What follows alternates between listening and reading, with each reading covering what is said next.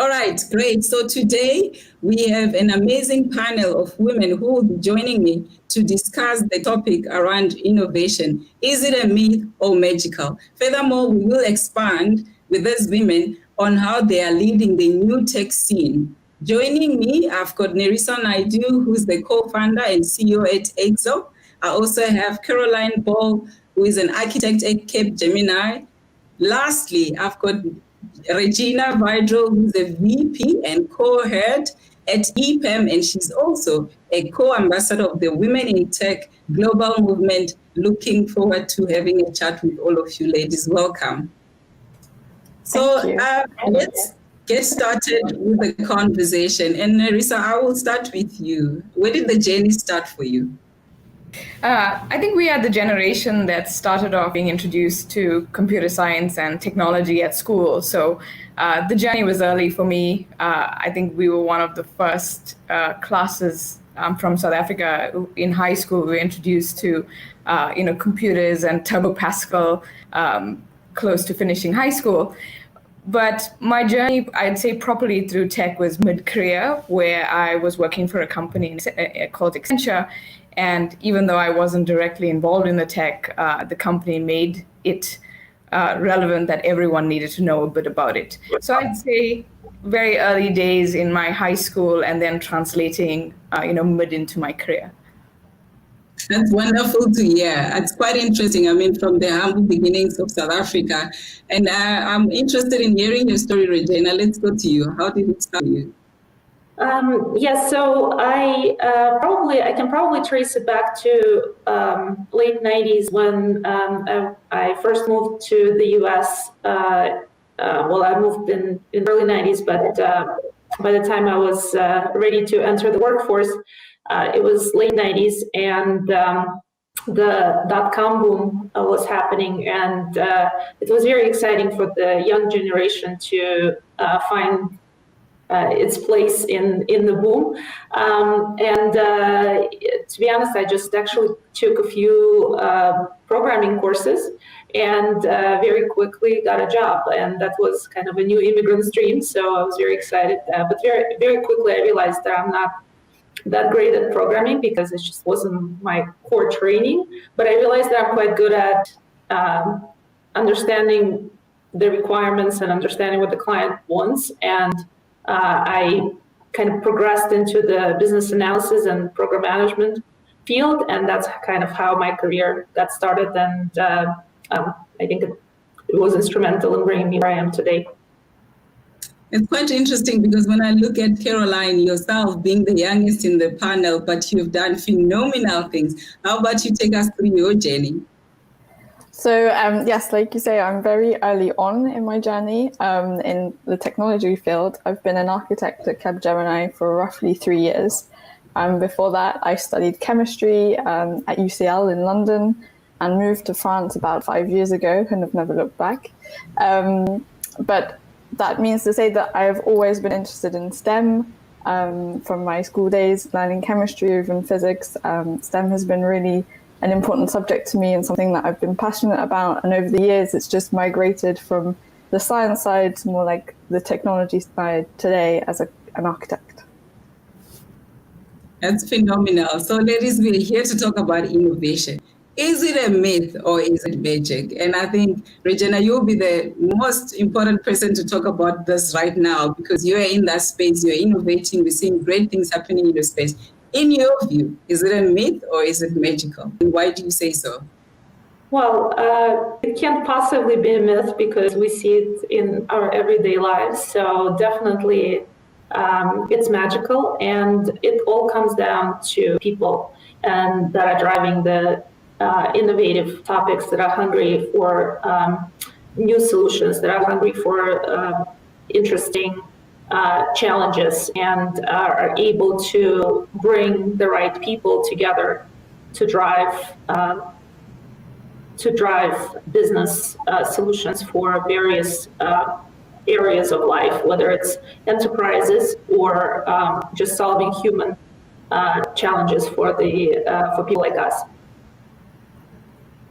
Okay. All right. Thank you for sharing that. So, Nerissa, I'm very interested. You actually went up the corporate ladder, found yourself becoming an entrepreneur. You are in an innovation space. What would you say? Would you say it's a myth or is it magical in your view? And maybe just elaborate, adding on to some of the experience that you have. Yeah, of course. So I think the world thinks it's a myth, and the reason why I say that is because we've all experienced this in our careers, but there are times where we do the work, we put in, the effort, but we are not the people publicly being acknowledged for it. And I don't mean that in a bad way. I just mean that sometimes we are doing it in the background and our bosses foreshadow us. Or I always use this question, which is, does anyone know who the president of SpaceX is? Because when we think of SpaceX, we think of Elon Musk. But the president of SpaceX is actually a woman named Gwen Shotwell. And so my basis for this argument of people think it's a myth, but it's obviously magic, is because women tend to not be in the foreground of publicity when things are being done. But that doesn't mean that we don't contribute. And I know we have a longer discussion about people who have been impactful in our lives, in our careers, or even into computer science. We don't think of those names every day, but they are definitely there and relevant, in history, in discovery of things. And so for me, it's always been magical. When I think about my career, people who have pulled me up, of course, given the nature of our work, there have been men supporting me all the way, but there have been inspirational women that I looked towards when I progressed in my career. And I continue to do that and acknowledge that women form the backbone of a lot of innovation, but we don't necessarily get the credit for it. So I think the world thinks that it's a myth, but it's definitely the magic. Wow, that's wonderful to hear. So, Caroline, I see you nodding away there. I think she's touching a nerve with some of the nuggets that she's sharing with us. What do you think? Magical for you or myth? I could not agree more with Nerissa. I think that innovation and women in innovation is magic. But as a magician, there's always a magician and there's always the assistant, or there's always the woman hidden in the box and she's the one cut in half, but no one ever sees her. And I think for maybe a long time, women's role in innovation has been the assistant, whereas more and more we see women coming center stage and they are the magicians. They are achieving these feats of innovation that we see now. And I agree completely with Nerissa. For in all history, we have seen women in the background, in the shadows, maybe not as present or not as recognized as they should be. But that magic has always been there. We just haven't been able to see it. It's been behind the mirror or behind the curtain, as it were. And I think now and today, what a really big role that we have to play as women in tech is justly looking behind that curtain and making sure that women in tech are getting the recognition that they deserve. So I love what you just said, because there you are literally showing us that it is there, it is magical, we can identify, we've got great examples, but what is it that we should be doing differently? As women in tech, and you guys are dealing with innovation every day, what do you think we should be doing? And Regina, I would like to start with you. What should we be doing differently? I think we should be encouraging people to women that we know to talk about the accomplishments that they've had, because it took me some time to realize that actually what's really impactful is knowing that this has been done before. What's impactful for us as women is knowing that this has been done before, or that there are challenges and we are working through overcoming them. And talking about it openly helps the younger generation, maybe more junior women in the workforce, to gain that confidence to continue to push forward, to go through the challenges. So I find that it's as unintuitive sometimes it is to talk about the regular everyday things that are happening with our lives. It is still can be encouraging for somebody who's going through a similar challenge. So that would be my advice. That sounds absolutely amazing, because I think all of you here are sitting and having grown up in different areas. Nerissa, in your view, what should we be doing differently? And I want to maybe just tap in a little bit, because you grew up in South Africa when things were very difficult. Opportunities were not there. More so, opportunities were not as diversified as they are now. Can you share some of your experiences with us, please? Yes, of course. So I grew up probably like Xolani, during the dregs of apartheid, where people of color didn't have a lot of opportunity. I think what's important is to always try and carve out that gap and be very deliberate about asking to have a seat at the table.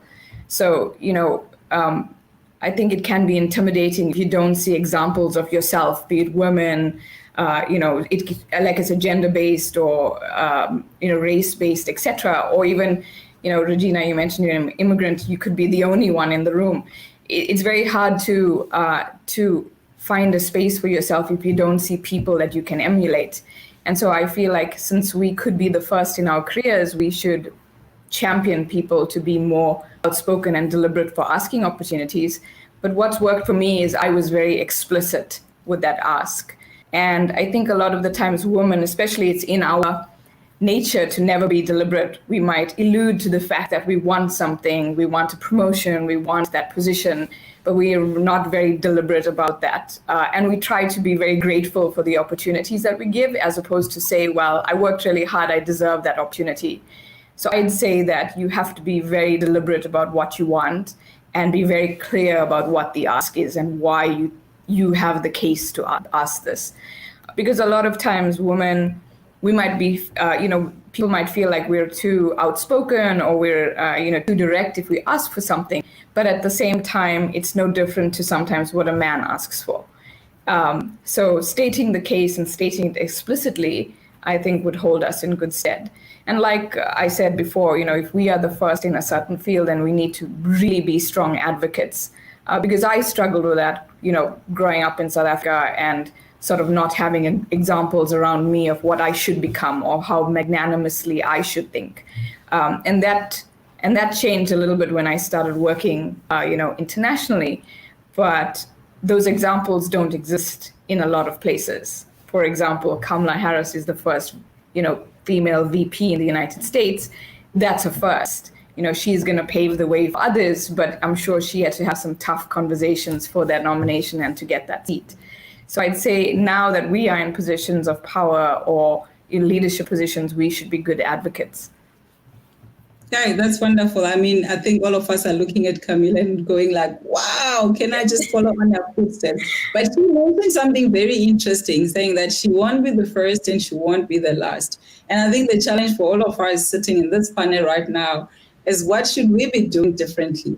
I hear that we need to be advocating for this. So now, Caroline, as a young person sitting with us here, what have you had to do that somebody who's looking at you or watching right now as a young woman can say, you know what, actually, these are the steps. As young as she is, she's making it and she's actually doing great things in her space. What have you had to do?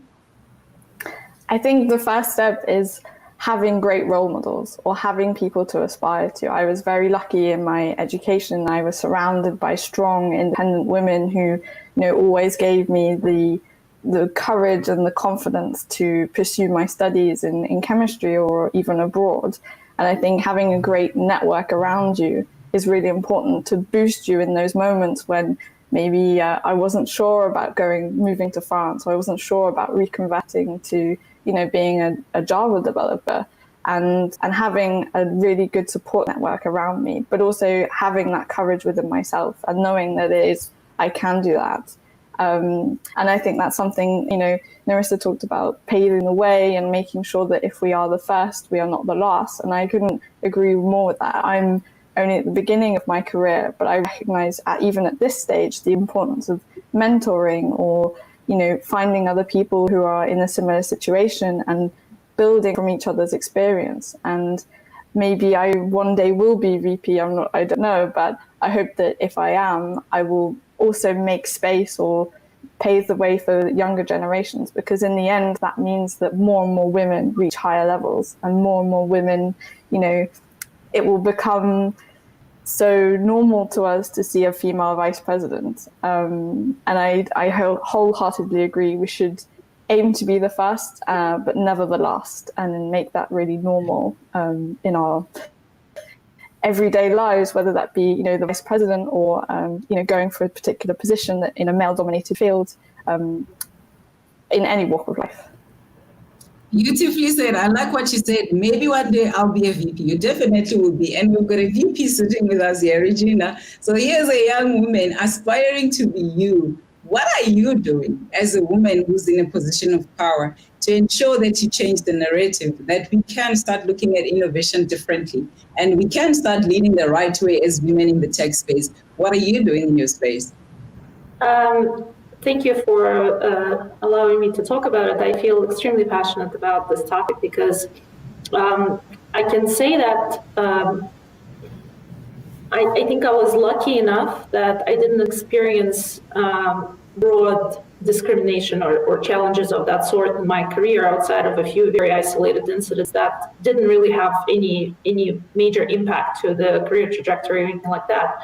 But what I can say very confidently is that there weren't enough examples, there weren't enough role models for me to look up to. And I think that's really what we have to change because when we have examples that are different from us in the sense that, I got to work with very exceptional male role models, but their approach to solving problems or their approach to conflict resolution was very different from something that was natural to me. And for a while, I found myself trying to emulate something that I saw was effective in how they, how their careers were shaped by their styles.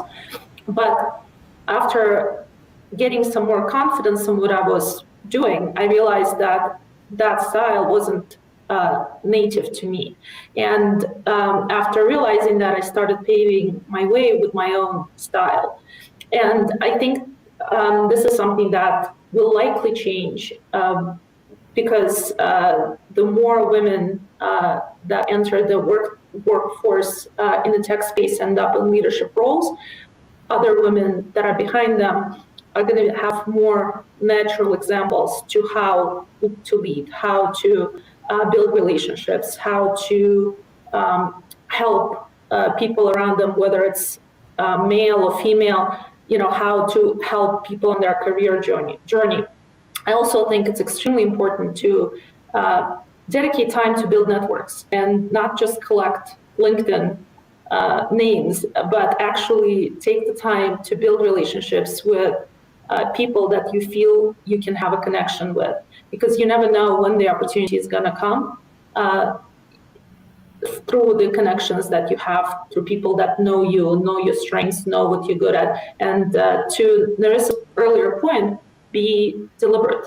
Be deliberate about saying what it is that you're looking to do, what it is that interests you, what it is that makes you passionate. Because through those conversations, experiences and opportunities will come, because people will remember things about you that they can then connect the dots for you. So that's probably what would be my advice.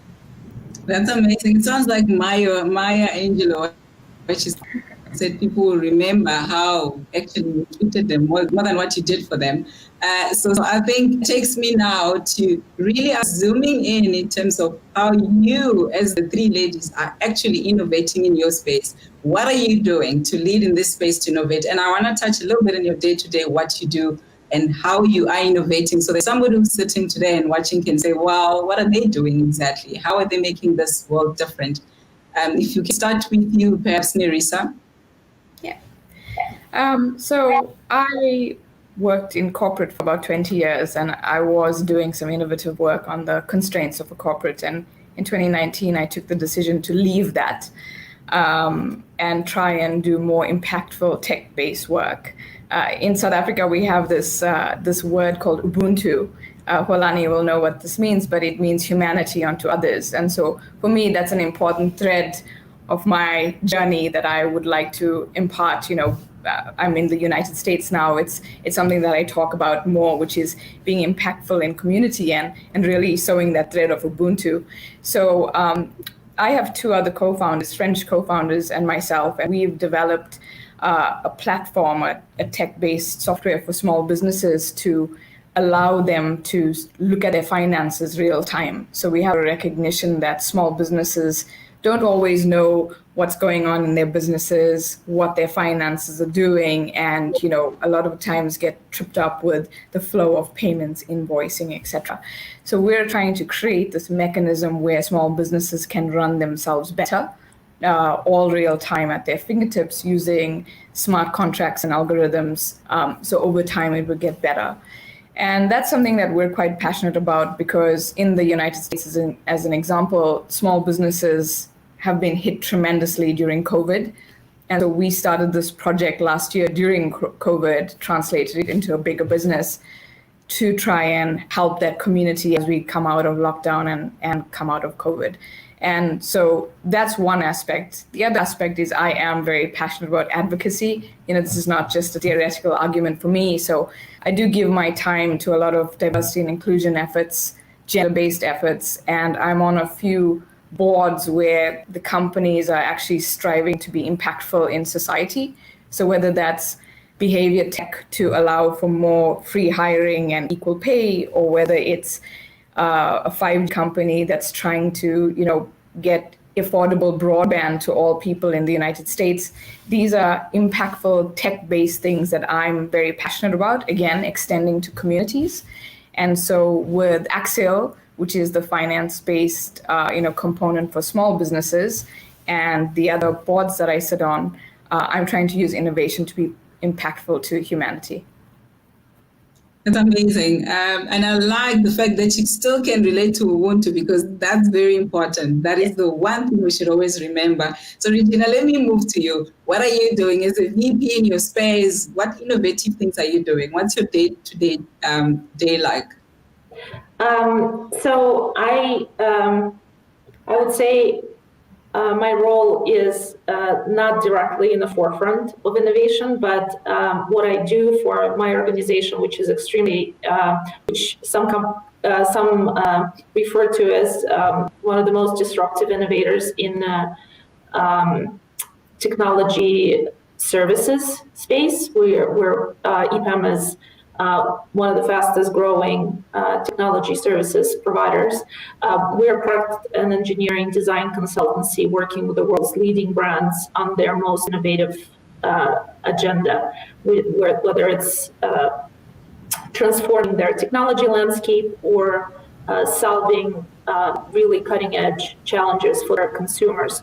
So as a head of business for one of North American business segments, my team and I were at the forefront of interacting with our clients, understanding their problems, and bringing the best that our company has to offer across the world, from across many countries, to deliver on the challenges that they have with innovative solutions. So I get extremely energized when I hear of a really complex yet very relatable problem that we as end consumers have, that my team and I and other members of the organization from different parts of the world are called on to solve. So in a way, I live vicariously through our clients by being able to solve these challenges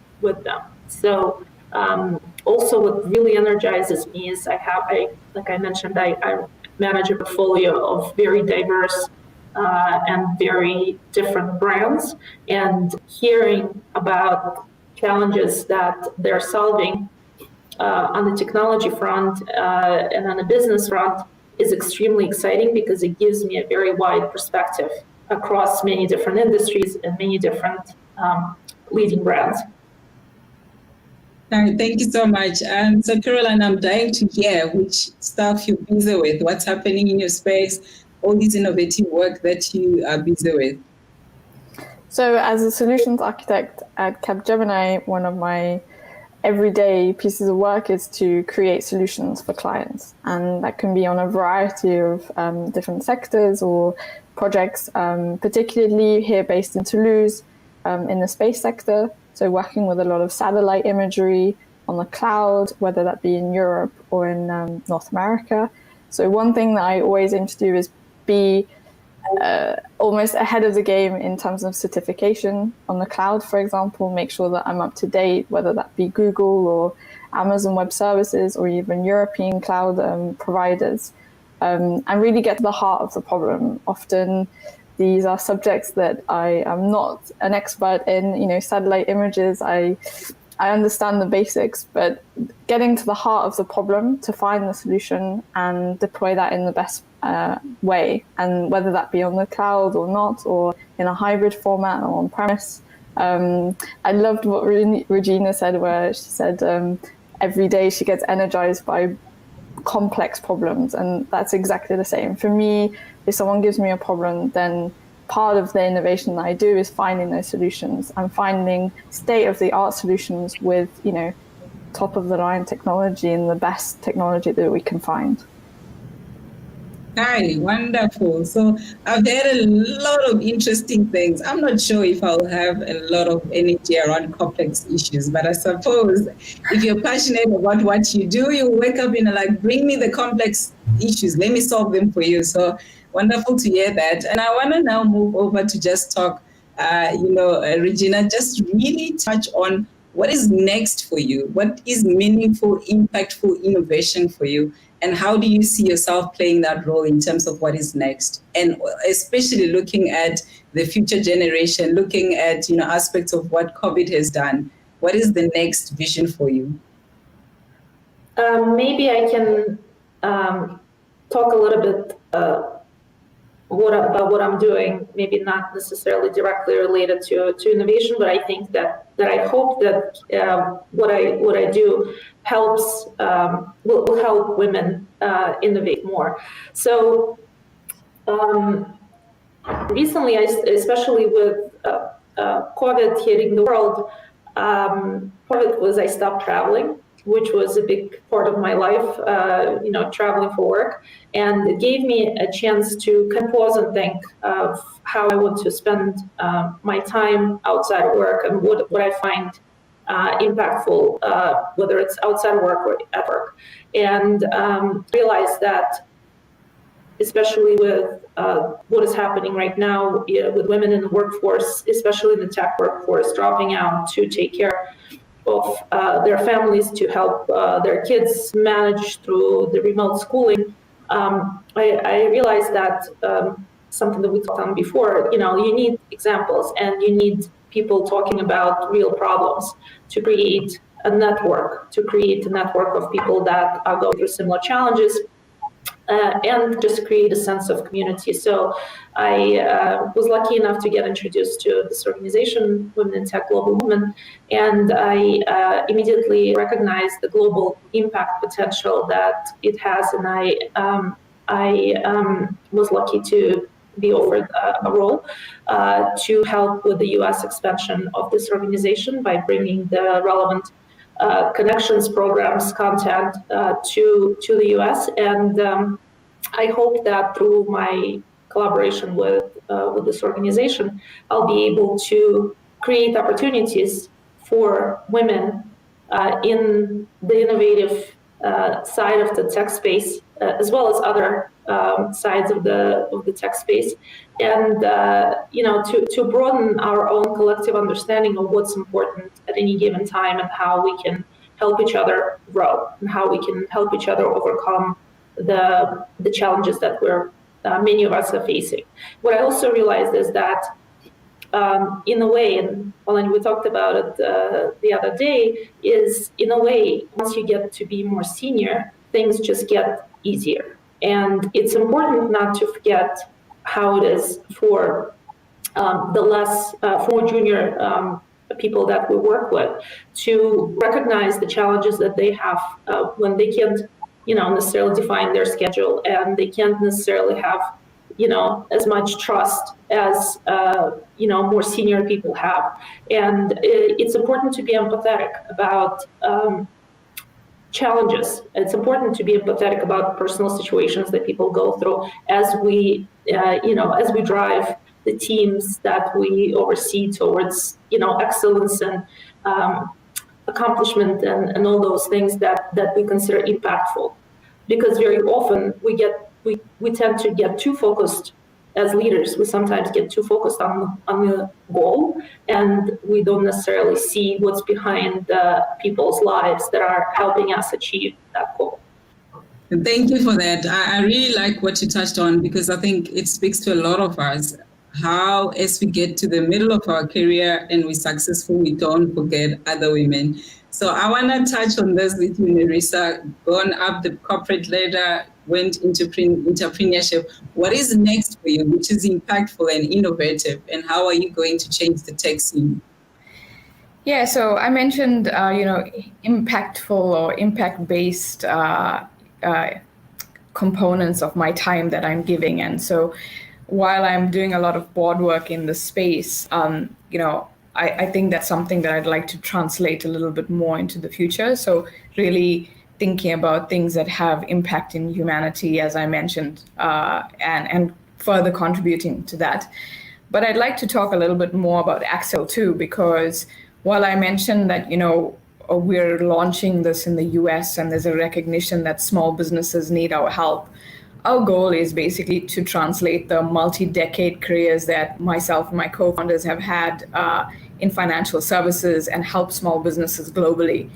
So whether it's growing up in South Africa or in other places in Africa where women are the backbone of communities, they collect the cash and manage the cash for the household, but how do you do that efficiently? How do you do that for the community? Or whether it's in Asia where small businesses drive a lot of the everyday income for families, they are day workers. How do you make them make the most of those finances, or how do they physically use that to embolden their families? These are things that are really important for us. And so we want to not just use Accel in the context of, impacting the US, which is a mature economy, but really go to growth and developing countries and see how we could translate that into impacting them.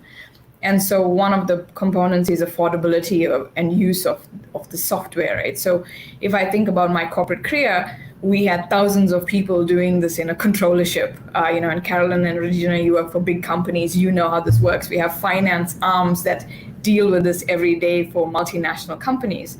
But small businesses or people who are just local, they don't have that power, and they also don't have all of that finance experience. So we really want to use software not just to translate to, well, we're doing something cool and it has algorithms, but it's really going to provide an impact, to communities. And our goal, like I said, while we launch into the US, is then to expand into the developing world where people might not have those conduits to manage finances very effectively. So we're very passionate about that. And I'm going into detail about this because I think if you can be impactful and tech-enabled, that really changes lives. And that's what we want to do. I left corporate because I didn't want to just do something for a business. I wanted to do something for communities. And that was one of the reasons why I left corporate, in order to do some meaningful work outside of that. And I feel like Accel could be pivotal to that. And coupled to that, like I said, some of the other initiatives that I'm involved in where I want to see that tangible impact across the piece. So that's what I'm hoping the next few years translate into. That's amazing. I'm waiting for you to come back to South Africa. Come back to Africa. Let's tap onto this experience you've got and the ambitions that you also have. So Caroline, what is next for you in the tech scene? What are you going to dedicate your time to? I think a big part of, and building on what Nerissa and Regina have said, is using our voices. And I love that Nerissa has, taken this years, decades of experience and is now putting in this into Accel to kind of share your experience and share your voice, as it were. And I think that's really important as women in tech to, be vocal about what we're doing and vocal about what's needed and what's necessary. A big part of this, I think, is data. working at Capgemini, we work a lot in Toulouse with AI, and we've seen various stories over the years in sort of across the world of the data biases that are in AI.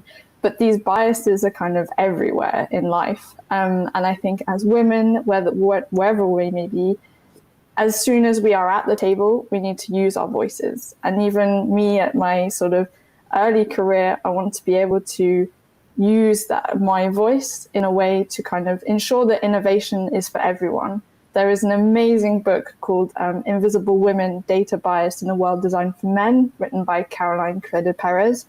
And she unlocks all these situations and explains them about where women have been ignored in data. And something that I'm really passionate about and want to get more involved in is ensuring that the solutions of tomorrow, whether that be in AI or with 5G or edge cloud computing, that these solutions are designed for everyone. And to do that, we need data that reflects the world as it is, whether that be in terms of gender or other minorities, making sure that these solutions are for everyone and not just the 50 percentile male, and I think it's something that we see every day. In the book, she goes through various examples from sort of transport systems to even public bathrooms. Why is it women are always in a huge queue? And it's the sort of things that we as women perhaps encounter every day. And this is going to be more and more prevalent as we go to these solutions with AI or other things based on data. And I think what I really want to ensure throughout my career is that the solutions that I'm building at Capgemini are designed for as much as possible for everyone, and that technology is made for the many, not for the few.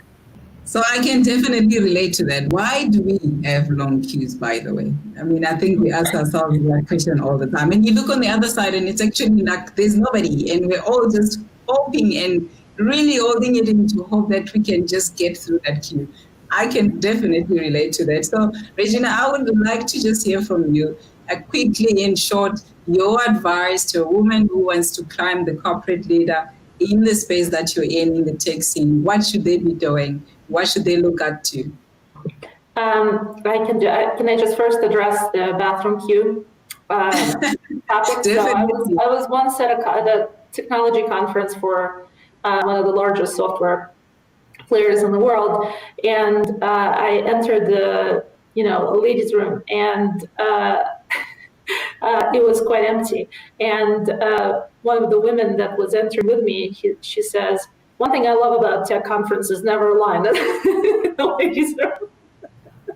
Never a long line in the ladies' room. So yes, so maybe that's actually a change we should have. When there is a line at the tech conferences, that means that we are making progress. So to answer your question, we all talked about at one point or another about communities. Sorry, I'm just in the room here. The lights went out for some reason. So we all talked about the power of communities, and I think that's something that we just need to get really focused on, whether we do it as leaders or we do it as individuals, promoting a sense of community in various aspects of our lives. I think will redefine how successful we can be, because whether it's building a network at home to help us cope with childcare or taking care of our loved ones or taking care of our pets, anything that we have to do, to attend to other aspects of our lives can be helped through communities. So that's kind of what I'm looking at right now in an impactful kind of way. What we can do, what I can do by driving and creating a sense of community for those around me. That's fantastic. So Nerissa, for the aspiring entrepreneur who wants to be in the tech scene, innovating like what you are doing, what would you say? What is the advice for being in South Africa? What would be my advice? I'd say be persistent, because you obviously in your career, whether it's corporate or entrepreneurship, you're going to get a lot of naysayers. You're going to get a lot of people who critique you. You're going to get a lot of people who tell you, that sounds great, but it's not for you, or you should think differently, or, they basically pass on their own experience onto you, which is fine. We can all learn from that. But I'd say that, you have to be resilient about that, and you need to really focus on what you want to do. And that might change over time. I think when I was starting my career, if someone said, this is where you're going to be, I'm probably going to say no. I would have probably said, especially during my Accenture years, that I was just going to be a partner at Accenture forever because I really loved working there. But like everything else, we evolve, and times change, and you change, and your experiences reflect on that. And so I would say, no matter what you want to do, you have to be a bit persistent and resilient, because, because there'll be people who would advocate for you, and that's wonderful, but there'll be a lot of people who will tell you, no, not right now, or wait your turn, or, that's not for you, that's pegged for a guy or whomever else. And I'd say that that's not acceptable, or challenge it, because you'll get that more than every step of success that you get. And so you need to remember that you need to be persistent. The second thing I would say is be deliberate, because I mentioned this earlier, but I know a lot of people who will take roles because it's convenient or because the role that they want is not available. Always ask yourself, how does the next role lead to the stepping stone for something bigger that you want? And that's like a little mantra that I've had throughout my career, but I also say that to people that I mentor. Like, what is this role doing for you for your next step? And what does the next role give you for your ultimate goal? And keeping that at the back of your mind and taking deliberate steps towards those pieces, I think helps you on your journey, especially in corporate, where you're navigating steps up and also bureaucracy across. So I would say those are the two elements for me, resiliency and being deliberate. I love that. So Caroline, I'm a young woman. I'm looking at you and I'm thinking, she's killing it. She's making it in the tech scene. She's talking about beautiful things, the invisible woman. Can we just not have long queues for us as women? What is next for you? I'm really interested to know. It's a really great question, and I wish I had the answer. I think for me, I'm going to continue to build my experience and build my career as an architect at Capgemini. It's a space where I'm really happy, and it's a role that I think I'm really growing into, which I want to continue with and go up to the next level and beyond. I totally agree with Narissa about fixing your goals and being deliberate and being persistent. I think a big part is also using our voices, empowering other women. When I see women succeeding, I always want to, as much as I can, make the effort to congratulate them and share that experience with other people, whether it be just in a conversation with the people around me or on LinkedIn or other social media. I think women empowering women is super powerful and really important, because it goes back to that question of magic, isn't it? If we show that women are the magicians, that it's women who are really driving tech and driving innovation, as well as or as much as men, I think we can build those role models and we can show future generations that it is possible, and we will start to see more, in innovation. And at the end of the day, that benefits to everyone. There are studies that show that, diverse workforces provide, better profits and build companies that are more successful, just because there is a diverse workforce. So for me, it's about building my career, building my experience as an architect. It's also about being really involved in women's networks, whether that be the Women in Tech Global Movement or Women at Capgemini. I'm working a lot on the national level, just organizing groups for women at Capgemini to share their experiences and beyond, and make sure that I use my voice as much as I can. That's amazing. So here's the thing. We have actually proven that women in innovation is not a myth. It is magical. So in closing, all three of you need to share the one innovation made by a woman which you felt it is phenomenal, it is magical, and it has changed the world. And let's start with you, Narissa. Your one as we sum it up. I'm going to defy the rules and choose two. But I wanted to recognize two people. One is tech-based and one is just an amazing person. So the first I thought was Grace Hopper, and she was the first person to work on the Mark I computer at Harvard. And her innovation was thinking about programming languages being different to, like, attached to the computer. So she paved the way for things like COBOL, DOS, etc., because she thought of computer generating programs that were independent of computers. So I want to give kudos to her, especially since this is a tech conference. But the other one that I want to talk about, and you would have seen this in a movie called Hidden Figures, but a lady named Katherine Johnson.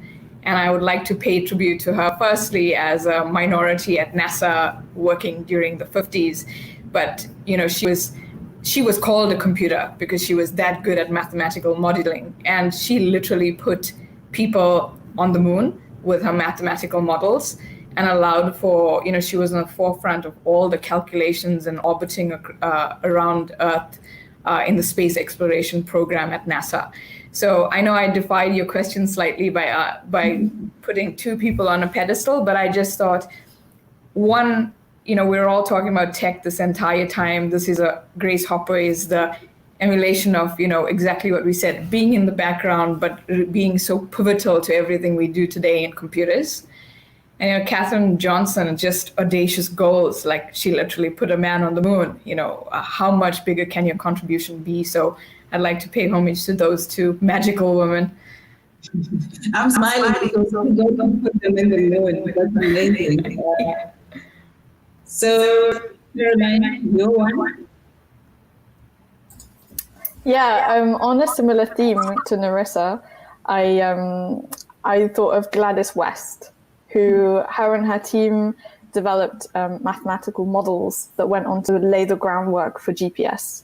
And I don't know anyone who doesn't use GPS on a daily basis. And working at Capgemini on a lot of projects with satellite imagery, you know, we work a lot with satellites, and, you know, GPS is fundamental to that. And I think, you know, she used her work and that laid that groundwork. And I think she really needs to be recognized. And thankfully now she is. I learned that she was inducted into the US Air Force Hall of Fame in 2018, even though her work, you know, she started her career in 1956. I really hope that for the next generation, it doesn't take as long for women to be recognized. But I think now that she's getting the recognition that she deserves, we should, you know, be proud of that and recognize that, you know, whenever you're lost and you look to Google Maps or whatever, it's because of her that you find joy.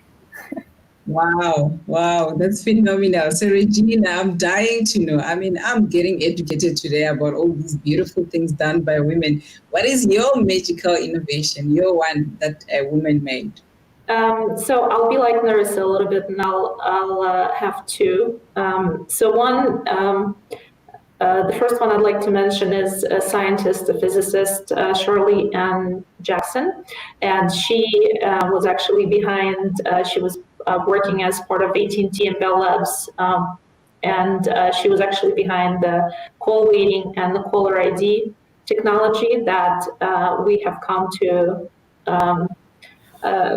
take for granted. But I think when, again, for somebody who came to the United States and was first exposed to this technology, it was kind of like GPS technology. It was just groundbreaking. When you can like actually get a call at the same time that you're having another call, and you can tell who's calling you. That was quite revolutionary. And you know, she had quite a lot more accomplishments, obviously, but this is probably the most impactful. And the other person I'd like to mention is actually somebody who's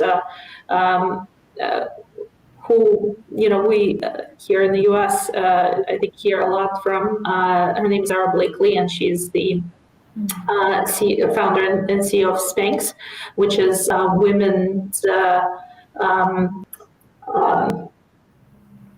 apparel company. And what she does is she revolutionizes the way we wear our, we take our apparel to be. So she's an inventor, and she invented many interesting she invented technology behind the intimate apparel, and she has a really interesting story that I encourage you to take a look at. I watched her masterclass, and I started following her, and I think she's quite inspirational for many of the women in innovation. And I will continue to follow her for that type of inspiration. I'm just sitting here and I'm smiling and I'm thinking, one day, just one day, I want to read about one of you really making this phenomenal strides out there, creating that innovation where I go like, wow, and we spoke about it. Because ultimately, we need to get to a point where more and more of us are influencing spaces and coming up with innovative ideas. Thank you so much for joining me today and for sharing on your journey, as well as just really showcasing that indeed innovation, it is not a myth, it is magical. We continue to do our best to innovate, and we also are going to make sure that as women, we pick each other up and we continue celebrating each other's successes. Thank you so much.